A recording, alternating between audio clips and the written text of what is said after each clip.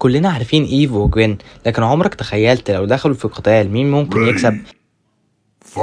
دلوقتي هنتكلم عن كل واحدة بشكل منفصل. ايف قدرتها انها تقدر تتحكم في الذرات والجزيئات، يعني هي تقدر تعيد تكوين اي مادة. على سبيل المثال انها تقدر تحول الحديد لخشب، او حرفيا تحول تفاحة لذهب، او تعمل درع يحميها زي ما كانت في قتال مع كونكويست وشبه هزمته. بس مشكلتها الوحيدة ان عقلها فيه حدود، عشان لو ما كانش فيه حدود هتكون قوتها لا نهائية. يعني مثلا تقدر تحول انسان لارنب. دلوقتي هنتكلم عن جوين. قدرتها انها كانت بتستخدم كتب سحرية وادوات غريبة.